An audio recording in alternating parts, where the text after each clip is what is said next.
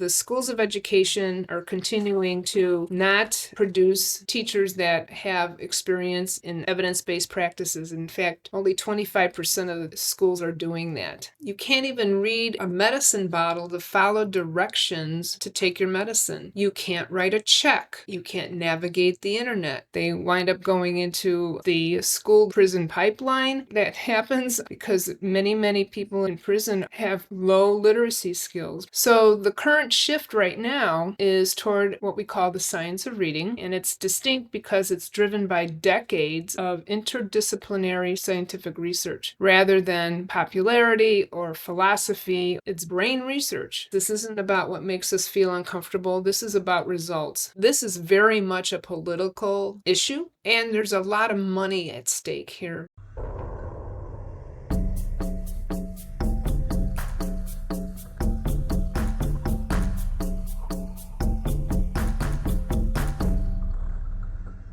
Hello everyone, welcome to the Generalist Universe podcast. My name is Skyhooks Pirandelli.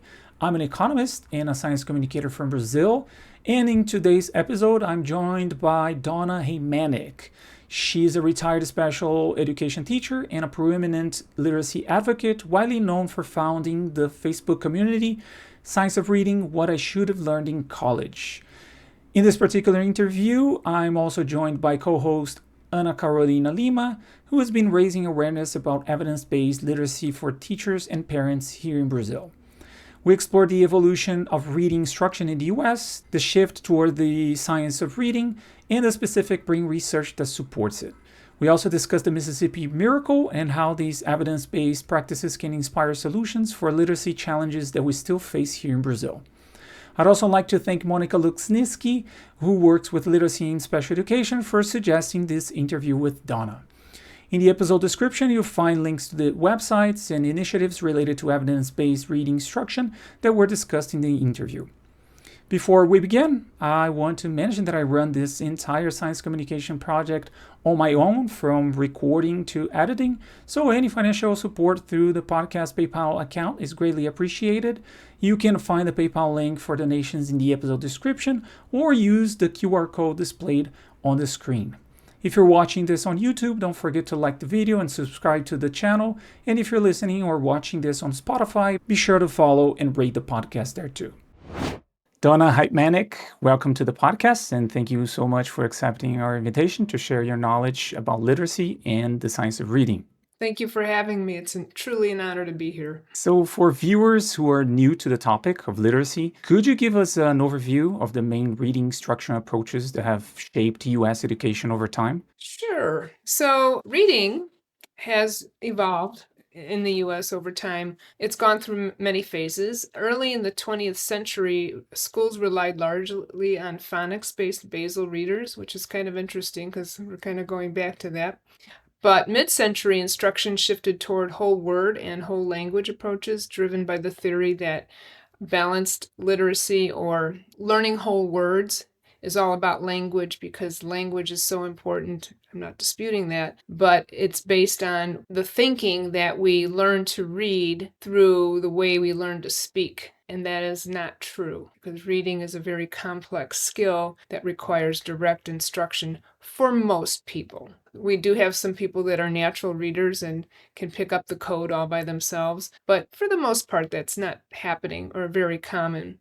So the current shift right now is toward what we call the science of reading, and structured literacy. And it's distinct because it's driven by decades of interdisciplinary scientific research rather than popularity or philosophy or even almost an emotional approach to reading, that we should just learn to read, and just by looking at the words, we're automatically going to become a reader. And that's not true. Okay, and these changes, these shifts in methods, they were not driven by science at all. They were driven solely by popularity. How this came to be? Back in the 70s, 80s, into the 90s, and still today, there's a method called whole word, whole language reading. It's a philosophy that teaches reading by immersing children in meaningful text and context, believing that they learn like they learn to speak, which we know that's not true, naturally through whole word recognition. So without bothering to teach the little units of the letters, their sounds. They're not being taught that. They're being taught to look at the whole word and memorize it. And that gets us maybe to a second, third grade level. You could do that. In fact, I was taught that way. In the States, we had it's called Dick and Jane series. And I still have one of my books, and it was all, oh, look, oh, the dog, that sort of thing. Very short little sentences that you just kept repeating the same words over and over, and you started memorizing the words. Well, that is very similar to what is being used in the States now. Sometimes they use what's called predictable text. So I see a dog, I see a cat, I see a flower. And the kids are supposed to learn the words I see through memory, and then the other words, if it's associated with the picture, dog, flower, etc. What we find out that around third grade, kids start breaking down and they don't have these skills to decode words or to encode words, so they can't do both. And it's caused a great decline in our reading scores. And then, when you think about that, there's so many repercussions from not being able to read. Illiteracy causes so many things to go wrong in the person's personal life as well as for the economy because they can't contribute. They wind up going into the school prison pipeline. That happens because many, many people in prison have low literacy skills. Probably 70% of people in prison have low literacy skills, fourth grade or below. That's a problem. Well, Donna, you mentioned that the whole language approach might cause several problems in the future. I was just wondering, is the science of reading a way to maybe address the gaps that are caused by whole language approaches and other approaches that are not based on science? Because a lot of people only refer science of reading with the phonics, but it's way more than that. It seems to be more than that. So could you tell us more about the gaps that the science of reading is trying to address? It got its nickname, the science of reading, because it was based on the National Reading Panel of the year 2000. So that is now 25 plus years old. And that panel did an extensive study on what is needed to become a good reader. And so they came out with the 5 pillars that are known in the field to contribute to good reading: phonemic awareness, phonics, vocabulary, fluency, and comprehension. If we use those pillars, not in isolation, but integrated into our school day, we can produce strong readers and writers. That's not always happening. And so many of our teachers don't understand that those 5 components, and there's even some people who believe, and I do too, that a 6th component should be writing, because writing and reading are inverse reciprocal skills that should be together. The fact that it's called the science of reading is because it's based on 50 plus years of research. It's extensive research that should not be disputed. It's brain research. So it's not a philosophy. It's not a feel-good approach. This is something that is effective for students. In talking about the other methods involved, like you have, for example, phonics, whole language, balanced literacy, structured literacy, which one of these have strong scientific support? Is just like the method as a whole, or we're talking about just different approaches that set together as a setup for literacy that they work better? How does that work? The brain research is really what we're looking at. So Stanislas Dehaene is a researcher from France. He's really someone we admire greatly because what he did was to look at the brain, and there's 3 or 4 areas of the brain that light up when reading occurs. It's the phonological processors, it's the meaning processors, it's the visual part of the brain that goes to the orthographic mapping. So those 3 parts are working in tandem. But it happens lightning fast. It's happening very quickly. If you are any race or color, it doesn't matter. We're all humans and it all works the same. For some people, learning to read is a lot easier. We have kids that come to school and they're ready to go, or they're reading already. And then there are other kids who don't have that, who need that structured literacy to get them to where they need to be. So structured literacy is a term that was coined by the International Dyslexia Association, and it involves not only phonics, but language, syntax, morphology. I can't think of the others, but I will. And that's what structured literacy is.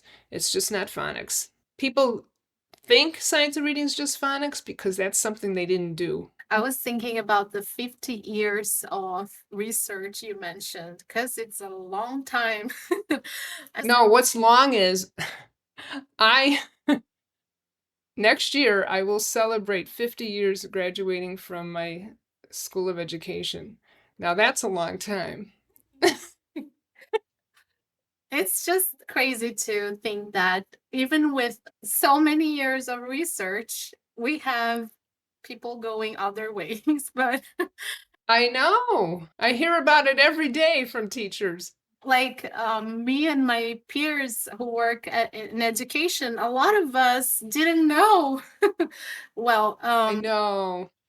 I would know. like to know, what would you consider among all of those findings? What would you consider the most important scientific findings that reshaped our understanding of how children learn to read? Well, as I mentioned, Stanislas Dehaene, his work just blows your mind if you listen to any of his presentations. It's because he actually has pictures of the brain firing off in the different spots, so you know what's happening in the brain. And that's really something you can't dispute, although I've had a high-level person try to dispute that with me. What can I say? And then, I'm sorry, what was the other question? I wanted to know, what were the findings that you consider the most important that reshaped our Yes. understanding? Yes, and the other one is Dr. Linnea Ehri's in the, I want to say late 70s, mid 80s. She came up with the theory of orthographic mapping. And orthographic mapping is the process that the brain uses to map the sounds to the letters and then solidify that in the brain and make it automatic in your brain. So when you come to a word you don't know, your brain automatically goes through this process of this one-on-one correspondence with the letters and the sounds. And our brains are always looking for patterns. So if it sees a pattern that it's recognized before, the chance of it getting to the next word that is similar to that pattern is a little faster, and then faster and faster until that pattern is memorized, or it's not even called memorization. It's just mapped to the brain, the part of the brain that is storing these words. And once you learn that word, you can't unlearn it. It's there. You can't not see it. In fact, there's a test that they give. It's the word is written in print, and let's say the word is black, but the color is yellow. You're supposed to say the color, and your brain wants to read the word so badly because that's how we're programmed to do that. So to me, those are like blow me out of the water findings about how we learn to read. What's interesting is I've been retired 8 years. It'll be 9 years. I've learned more in the past 8 years than I did while I was teaching, and it's because of my work now. So I'm really honored to be in this arena, doing this work and learning all this and being able to share it out.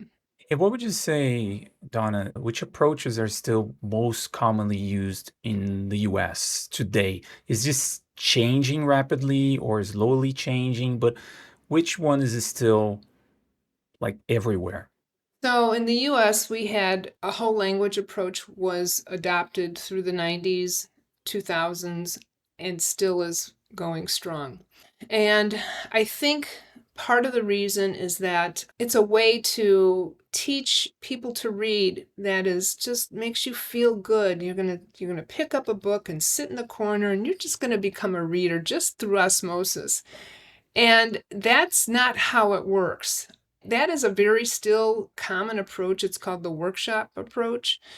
And of course, us in the science of reading movement are trying to really move away from that and get people to understand that reading is about decoding. That's the very first thing our readers need to learn, decoding and encoding.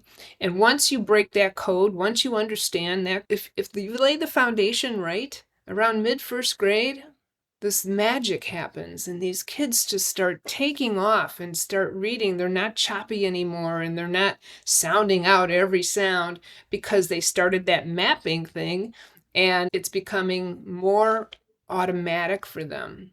We see a lot of schools still using that approach. In fact, I just talked to a teacher yesterday at length who is struggling with her district that is insisting that her child get both methods, the whole word and the phonics.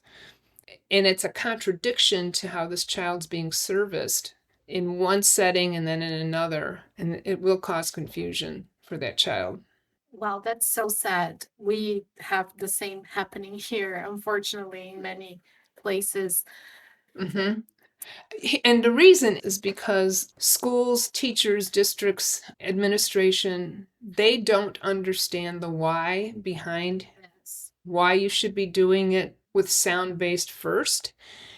And so it's really hard to let go of something that you've been doing for years and years, and it must work. I've got kids that can read. It must be doing well. But if they really step back and listen to what the research is telling us and evidence-based practices, you'd see that is not an effective way to teach reading.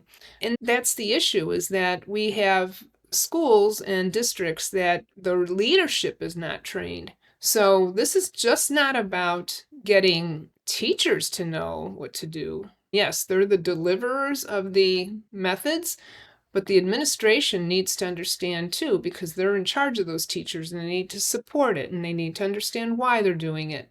And that is a problem as well. And Donna, what was your early experience back when you 50 years ago. What kind of training in reading instruction did you receive? Did you receive any? So first of all, do you know how hard this is going to be to go back 50 years? But interestingly enough, and I don't know if you can see this,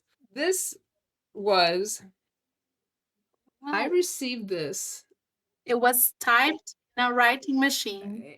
Oh yeah, it was a typewriter. And in the corner it says review for final exam. So I remember saving this, and if I still have it 50 years later, it's the only thing I have from my undergraduate work. But I thought this chart put it all together so succinctly. And it's basically, if you look at it, it's really Scarborough's rope. It's word identification on this side and meaning on this side. I remember using this as a guide in my early years of teaching, that these are the skills that had to be covered when I was teaching kids how to read. However, we have student teaching here, right? So student teaching it could be 6 weeks, it could be 8 weeks. Now, a lot of the programs are extending it to a whole semester or maybe a whole year. But back in the day, it was only 8 weeks. And my experience was the classroom I was in was a non-categorical, I think they were like 6 and 7-year-olds. They were little guys. And the teacher was using a program called DISTAR. Now, DISTAR stood for Direct Instruction, something, something, something. And I hated it. I just hated it. And the reason I hated it was there was a manual that the teacher would hold up, and then she'd say, this says something, and then the kid was supposed to echo it, and this says something. And the reason that I didn't like it was because of the script. And I don't remember the kids even having their own books. So little did I know that program came with lots of evidence and research-based. Little did I know. So when I got into my very first classroom, I used one of the approaches that I was taught in college called the language experience approach. And so what you do is you have the student dictate a sentence to you or a couple sentences to you. You write them out for them. And then you have the student say the sentence over and over. And then you cut it up into phrases, and then you cut it up into words. That's the same as a whole language approach, right? But it was supposed to mean that the kid, because it came from the child and the child generated it, it would have more meaning. But it didn't, because once you take away the context and isolate the word, they can't remember the word because you didn't give them any tools to teach how to decode the word.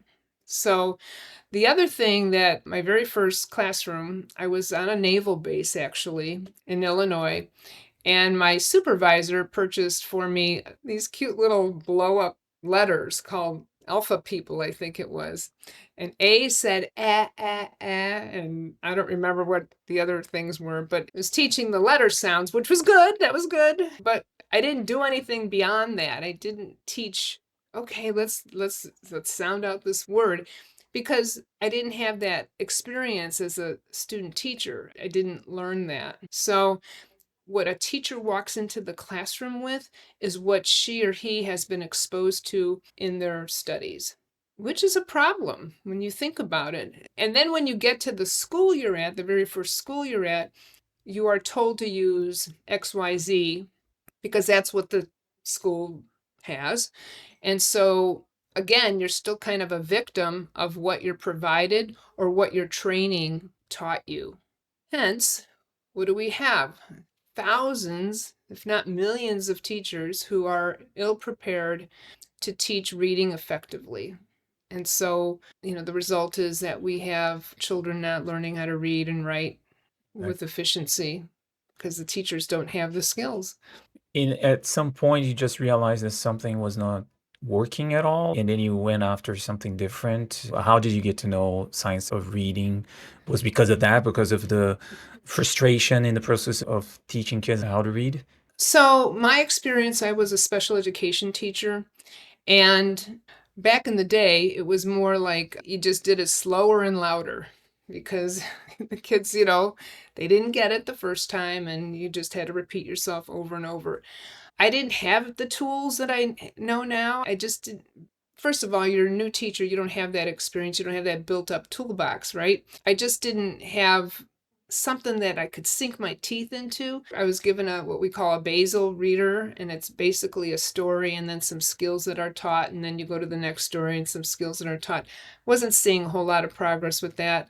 And about 10 years into my career, I started teaching in 77. So I think it was in like 87, I went to a training in the Chicago area because I was originally from Illinois, and it was called Project Read, and it was basically phonics, sequential, systematic phonics program that taught me that, there's an order, you follow this order, you use these decodable texts, kids can start not only reading but writing them, the words, and it was like,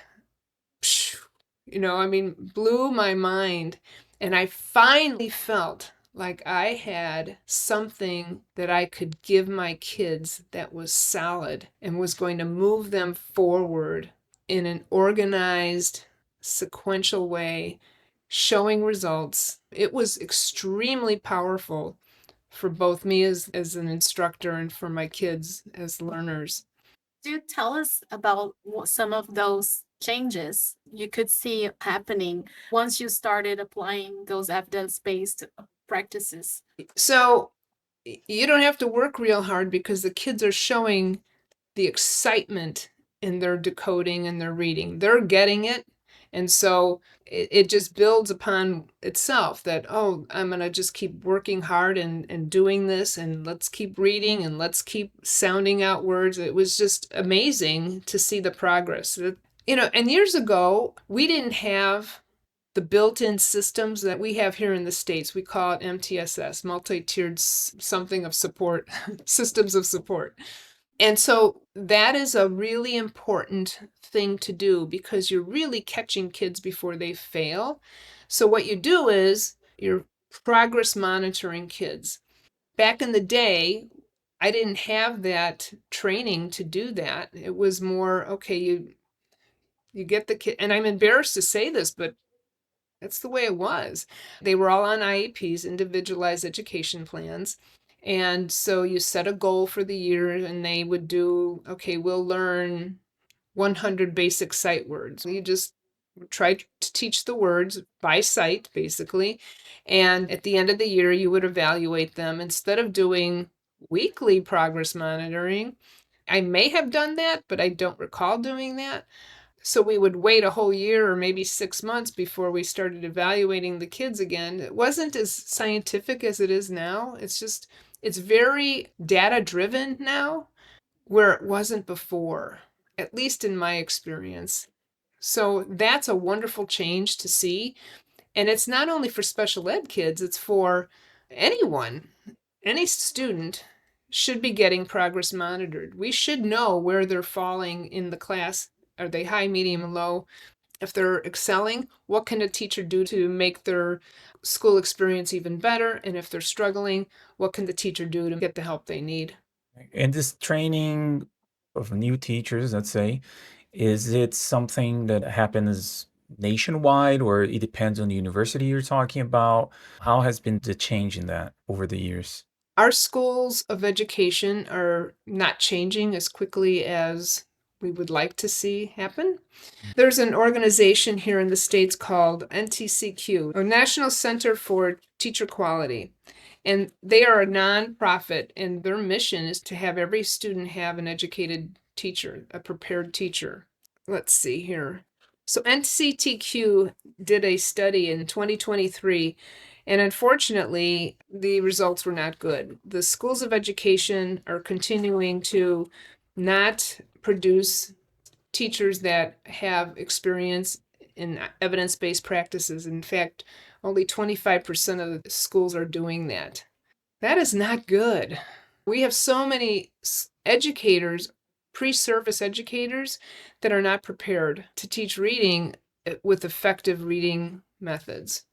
Would you say that whole language is still dominant in terms of that? It is. Okay, is this still the case? Mm-hmm.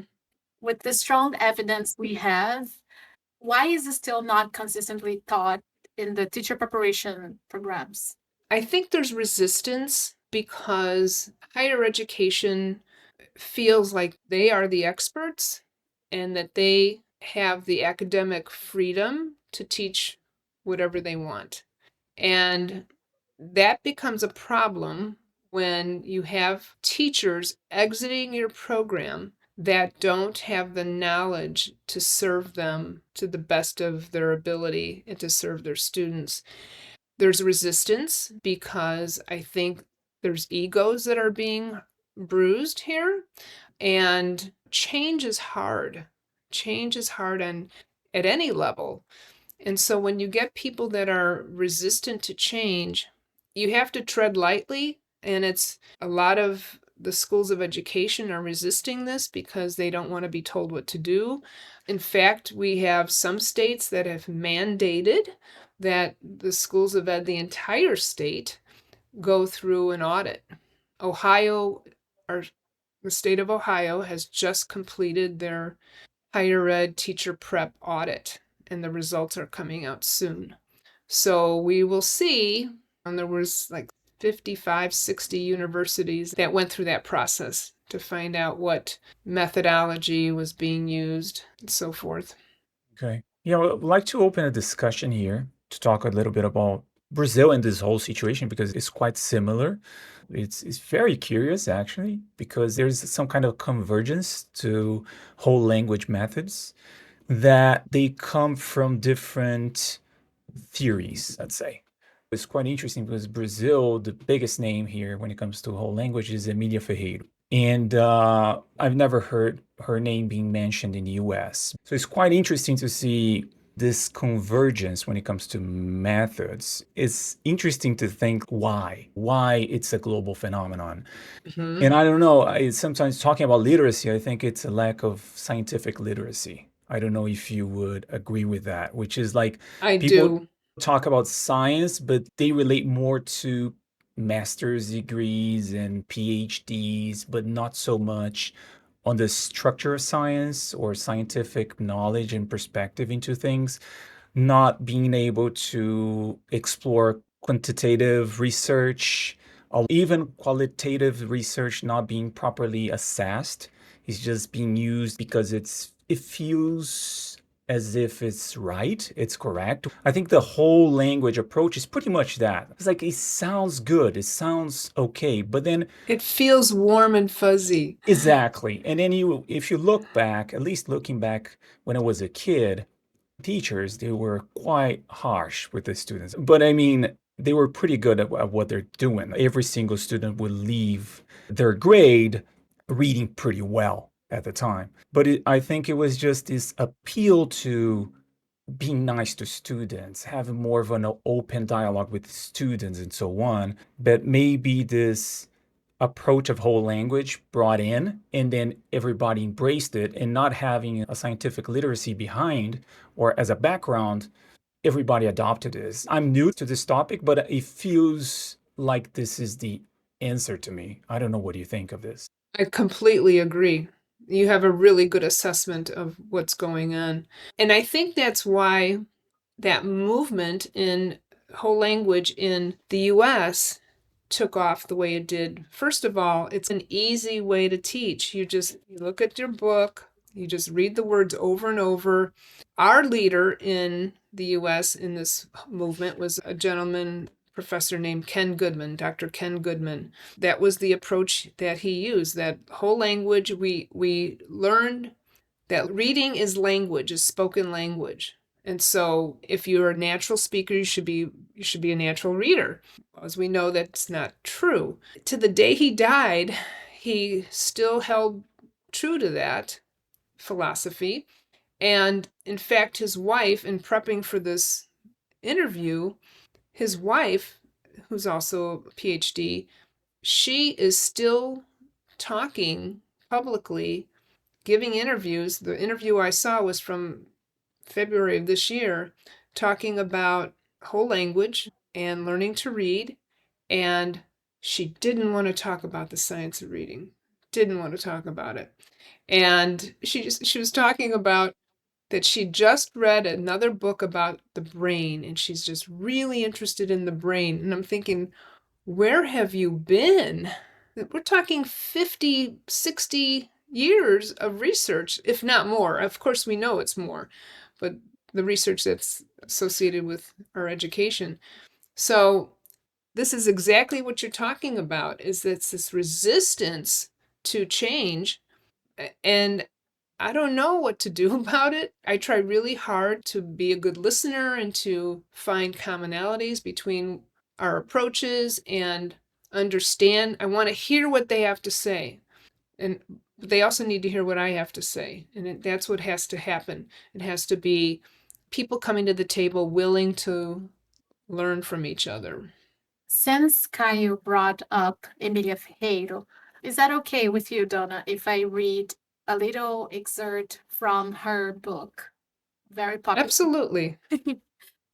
Very popular, huh? Yes, popular here. It's 5 stars, like literally 5 stars, because it's mentioned everywhere. It's even mentioned in our curriculum, our national curriculum. So it says, the preschool child reasons intelligently and formulates hypotheses about the writing system. So this is her biggest theory, and even the hypothesis about the writing system is in our national curriculum. I'll tell you about it later. So constantly seeking regularities in meaning. Traditional schooling, by proposing an immediate introduction to the written code, believes it is facilitating the task, but in doing so, it actually creates the mystery. Children would not understand the sounds made in front of letters. Everything becomes an irrational convention, a dance of letters that combine in an incomprehensible way, something that cannot be thought about. And the thing is, this author keeps being referenced everywhere. We already have enough, not enough, but we already have, I mean, not enough because we need to have more research, but we have research already, Brazilian research showing that those stages don't even exist. And we already have experimental studies with phonics and the mapping orthographic in public schools, but those studies, they are not mentioned. They keep referring to this author, and this book is from 1979. It sounds like it came from the Ken Goodman School of Learning. It's this exact same thing. Yes, and she refers to him in her work. And the authors of whole language, she refers to them. And I just wanted to ask you, because here we are having such a hard time because we try to show people in our social media and everywhere, but they keep referencing the same parts of the same book on and on. And I know you are having the same discussions there in the US. Correct. So, what insights can Brazil draw from the US transition toward evidence-based reading instruction? What can we learn from you, because I know you are still in the We are still, yes, yeah. but we have began here. I know, but let me help you feel better. There are many countries who are in the same boat with you, and we're maybe just a few steps ahead of you. So we've got a long way to go. And as I said earlier, change is extremely hard. And this is going to be a hard time. This is going to be very difficult to get this ship turned around. It's going to be years. I don't see it happening for another 20 years. Because think about our national reading panel that came out with solid evidence-based proof in 2000. And here we are still having the same debate in 2025 that there's got to be a different way. So resistance is real, and I think having some national organizations might be helpful. We have the Reading League here that was a grassroots movement started by a professor out of New York who was just fed up, left the system, left the university, and started the Reading League. And it is now, I believe, I want to say maybe 47 states out of 50. So, hopefully maybe they could have some international chapters as well. So that's a start. And so when you have those pockets of people that are doing the Reading League and doing the work locally in each state, and then within your pockets of where people live, that's helpful because that's how you spread the word. It has to be done almost grassroots, kind of like what you did, Anna. You and your colleagues work together to get the word out, right? We also had Emily Hanford's national podcast that really helped spread the word. That's something that you could also broadcast and share out. The work's already been done for you. I believe it's translated in Spanish. I don't think Yes. that'll help you, but if you could get someone to do it in Portuguese, you'd be golden. We have the International Dyslexia Association, which is worldwide, and that promotes structured literacy. So there are various organizations around the world that are doing the work that you can get behind and help you change mindsets. I wish I had the magic answer, the $1 million, the $1 billion answer, but I don't. It just takes a lot of work, a lot of dedication, and just getting the word out there over and over, keeping with the same message and trying to get people to understand why this is. And it's going to happen probably from the ground up with your teachers because they're the ones in the trenches, right? They're the ones that are doing the work. They're the ones that have to face those kids every day.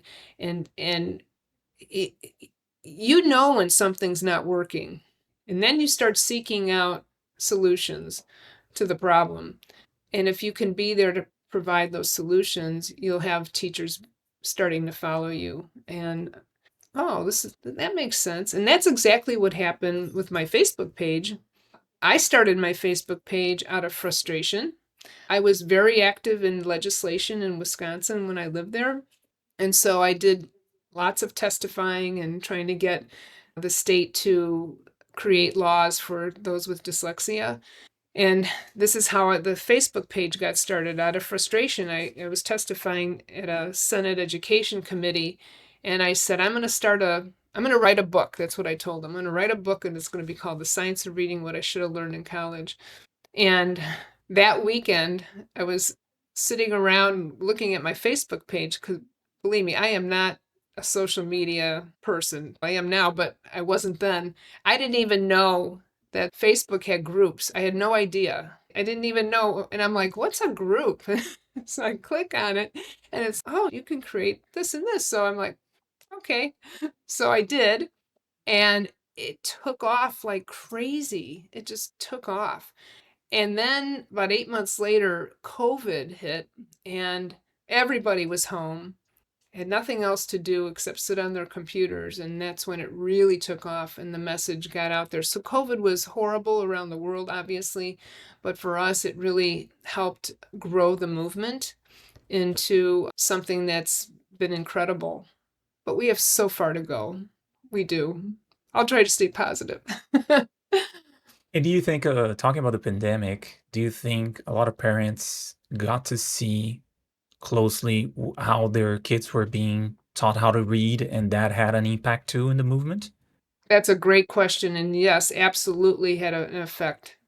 Parents watched their kids and they're like, they're not really reading. They figured that out. And we've had a lot of parents talk about that on our Facebook page.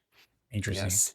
Yeah, I was quite shocked when I saw like a video online of a teacher applying the method, like whole language. I was like, man, no one's gonna learn to read from that because of the approach I had in the past too, to how I was taught. I was like, this is so disconnected from how I think It's that so true. it's so, I think if more people are exposed to that, not teachers, but society as a whole, I think if we had the chance to see more of that, how actually kids are taught like in practice, see videos of teachers trying that out, I think a lot of people would say like, this is not gonna work. This Yeah. is not Just gonna, guess. Just get what yeah, makes yes, sense and there. then That just what would the make sense, queuing system, you know? the three queuing, does it look right? My question is, does it look right to what? Does it sound right? Does it sound right to what? And does it make sense? That's the only one that really makes sense to me. Does it make sense? Is this word that I'm reading make sense in what I'm trying to read here?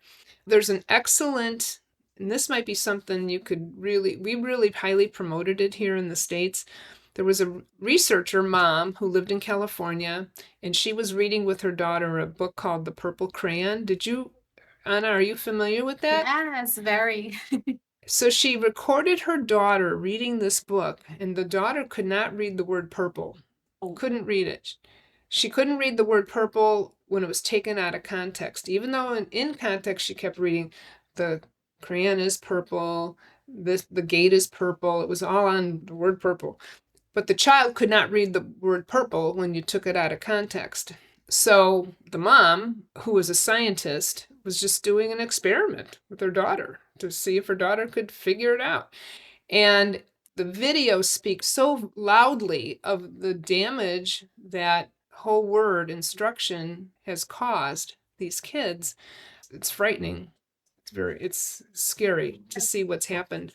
If you have to ask, does it sound right? Is because the child is guessing. The child is guessing. The child is not reading. It's obviously guessing. Yeah, we see that. And the results are in the States, we have only 34% of kids that are successfully leaving high school able to read. Now, that's just unacceptable. I wouldn't want to be the other 2/3 that is not doing well. Here in Brazil, now you just mentioned a few numbers, and I was thinking that the numbers we have here, they are so scary. They are so surprisingly bad. They should make everyone stop what everyone's Right. stop and look and please do something. Exactly. In our last Pearls, it was in 2021, we got the 50th position out of 57 countries. Like we were at the bottom. In 2022 of PISA, out of 81 countries, we were placed 53rd position. So low. So low. So what happened here in the States is that, and I think there's about 37 states now in the nation that have decided to legislatively provide legislation for improving approaches for reading to monitor what's being taught. So they're banning 3Qing. And I don't have a problem with does it make sense, because that should be a cue that we use, but it's the other two that really are problematic. And enforcing school districts to use evidence-based curriculum and approaches. So that may be something that Brazil might want to look at. I don't know how your country's divided into subsections of how you could get people to change your laws. You have to find an advocate in the government that is going to agree that this is a problem. And then maybe one or two or three, as many as you can find. And then you create some sort of task force and try to get people to see that this is a problem and to find some solutions for it. But they, first of all, in order for change to occur, they have to understand that this is a problem because they have to be invested. So that's part of the work. That's what I did in Wisconsin, and that's what other people have done in other states. Is you become an advocate, you try to find someone who is willing to listen to you and really believes in the cause, and then they will be your spokesperson, and then they will help you move things forward through your government and through the laws and things like that. It's not easy. Like here, the government began this project called Alfabetiza Brasil, which should be to address the biggest issue, which is not learning how to read after second grade. But many of the curriculums and programs that are coming from the project are based on whole language approach. Yes. And so we have a few institutions that are, thank God, they are changing. So I recently heard Instituto Ler Mais could partner with 12 municipalities across Brazil that have officially adopted Phonics approach. And Instituto Alfabeto also is doing a great job across the country. They have cities like Sobral, Bom Jesus, and Água Branca.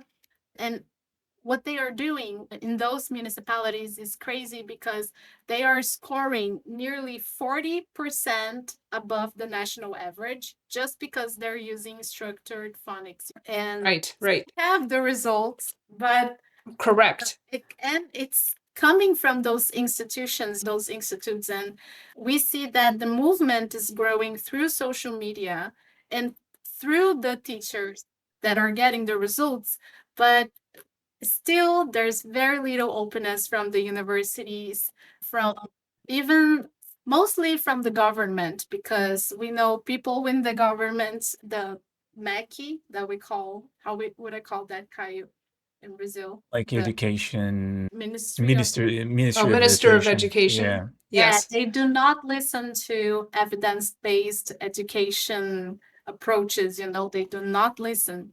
So we are growing from social media and, Right. Grassroots. From the bottom up. From the bottom up, exactly. From the bottom up. There is a World Literacy Summit in Oxford, England, that occurs every other year, which is an interesting. You have to be part of a discussion. It has to be part of a literacy discussion worldwide. Hopefully your officials would be willing to be a part of that. So a good friend of mine, she talks about politics, ego, and money are the driving forces in the world.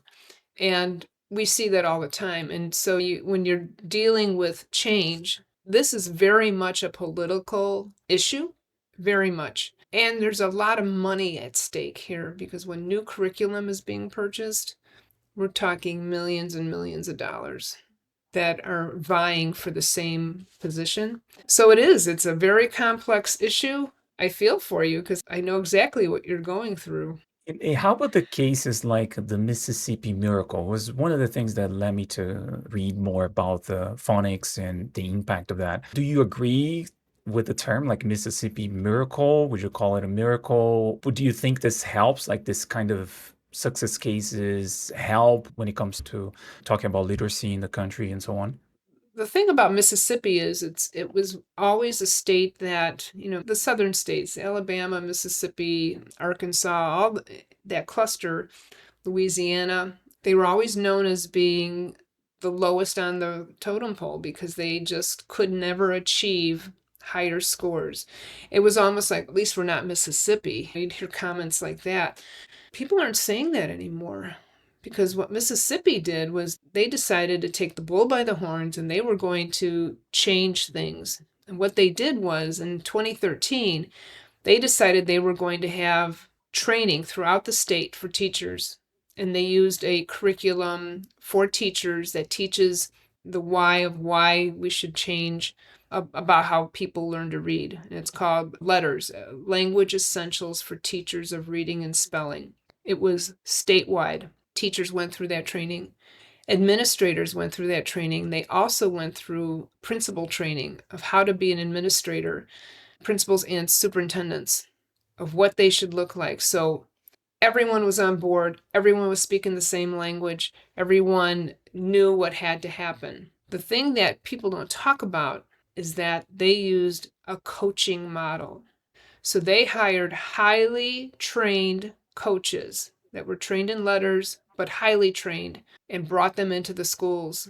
And so those schools were supported through coaching to get the teachers to understand where they needed to be. That was the secret sauce for Mississippi. Now, it took 10 years, but look at their scores now. They are, 20th, 30th or something in the nation. Yeah, 27th.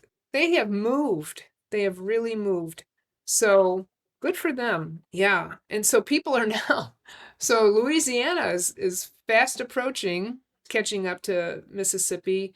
And there's other states as well that are doing very well, even though they did not have very good reputation. And that's changing.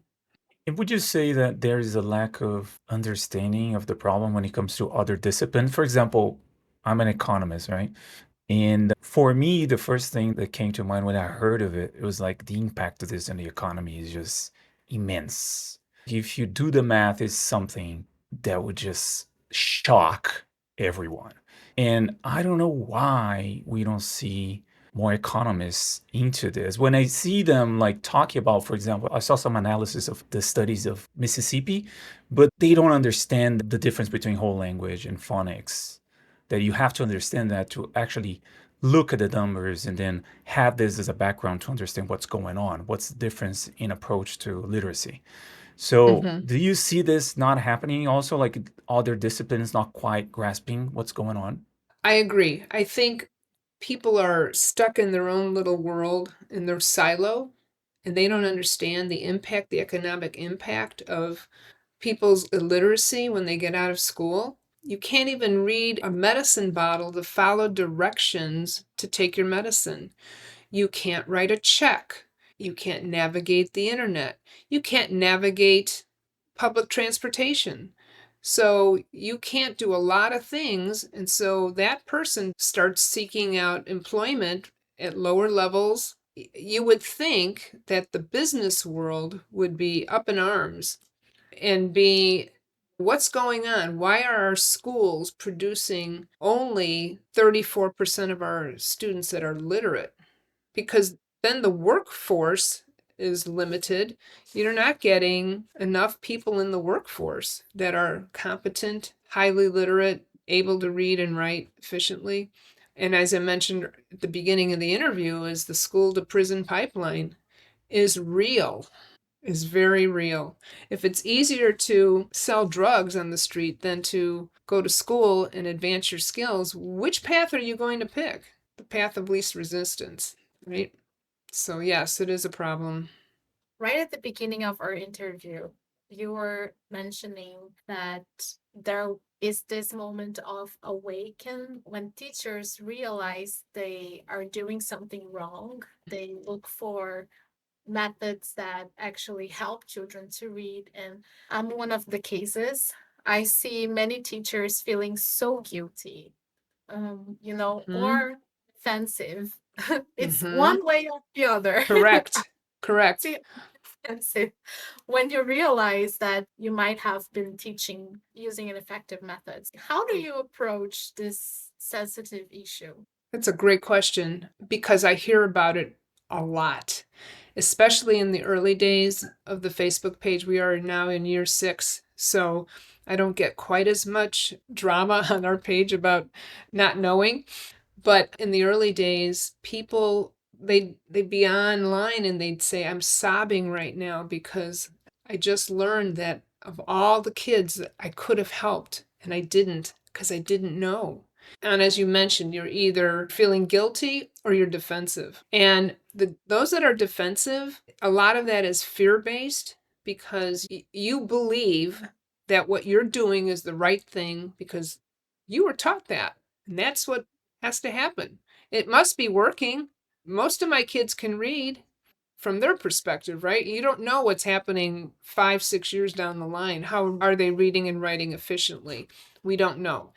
So the defensiveness is a lot of anger and fear.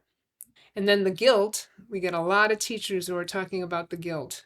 And guilt can be changed if you change what you're doing. You can turn that perspective around and say, well, I feel guilty, but there's something I can do about it. And that's why I look at myself, and I said earlier in this interview that I've learned more in the past 8 years than I did while I was teaching. And it's very true because as an educator, I feel it's part of my duty to always learn more. If I got out of college and I was using the same methods that I learned in 1976, when I retired, there's something wrong. There should be something wrong with that because if you haven't learned anything in 40 years, then how are you contributing to the field? How are you showing self-improvement? How are you growing professionally? In fact, I didn't even mention this earlier, but there's another way to teach reading that's coming to light, and it's called speech to print. And I was so resistant to it because what I was doing was the right thing. It just was right. Orton Gillingham, phonics based, is the right thing. Now I've been exposed to this speech to print approach. It's more efficient. It uses structured literacy, but it teaches it in a different way. So you can get a kid reading a lot faster and writing a lot faster than you could with a phonics-based approach. I like to call it an alternative to phonics. So it's just an alternative way to teach phonics, basically. But if I continued to have that barrier and that resistance, how could I grow professionally? And that goes for anything. It goes for the scenario of our balanced literacy people saying, oh, I don't want to learn about phonics-based instruction. That kids don't need that. You could say resistance about any sort of change. I mean, it happens in our lives. I don't want to lose weight. I'm just fine the way I am, right? I mean, sort of thing. So we can be resistant, but that means we're not growing. And that's the bottom line.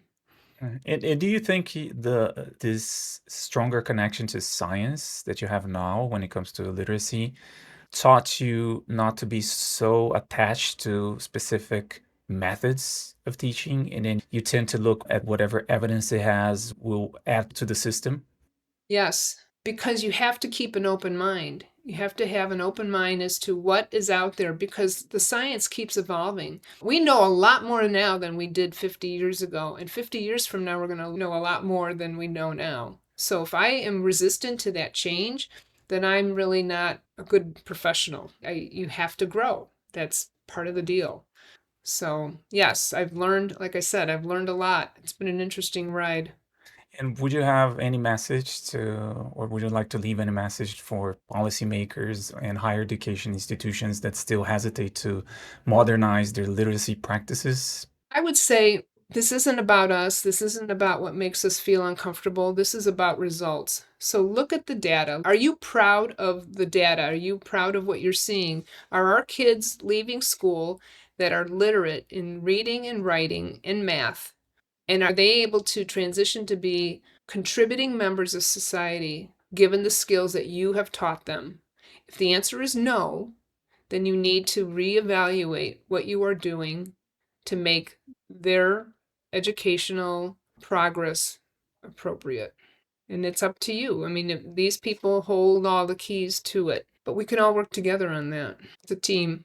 Now, finally, what resources or communities do you recommend for international educators who want to stay updated on the science of reading? Okay. I would like everyone to go to the Reading League. I mentioned that earlier. It's just the readingleague.org, I believe. International Dyslexia Association has chapters all over the world. Reading Rockets is a free online resource that is really good based on the science of reading. There's another one that recently came out, and I think this would be great for Brazil. It's called Cox Campus, COX Campus, and a lot of their training is free, and it's very, very well done. So if you have legislators or your policymakers that are saying, we have no money, there's no excuse because this is free and it's all online. So those would be some of the ones that I would start with and take it from there. You can grow from there. Oh, I forgot my Science of Reading What I Should Have Learned in College Facebook page. So what we did with all of our really good posts, we archived them and provided, they're in guides, they call them guides, another thing I learned. And all this information that we archived is in there. So methods of reading, good and bad and different. There's all kinds of information in there. So all you have to do is go to Facebook, Science of Reading, What I Should Have Learned in College, and join our group.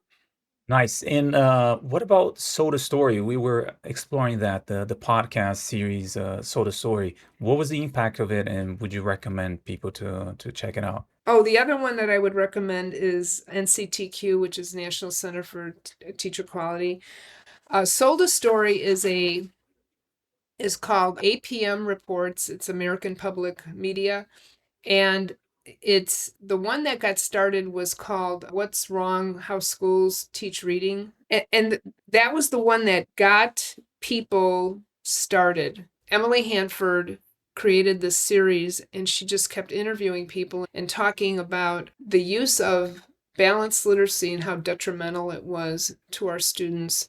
And the people she interviewed just verified this, and her work has been impactful. So if you could get that in Brazil and get that published, just keep blasting that and having conversations about that.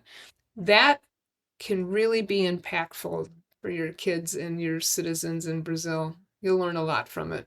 I'll leave everything on the description of the episode so everyone can check it out. Every link, I can add more, and I'll talk to Donna about it too, see if she has any more links to add, and I'll leave everything at the description of the episode. And that's it, Donna. I Wonderful. think we were able to cover all the questions we had here. I'd like to thank you once again for your time and coming on the show. It's a big pleasure to have you here. It's a pleasure to be here. Thank you for having me, and I wish Brazil the best of luck as they move forward. Thank you. Thank you, Donna. Have a good evening.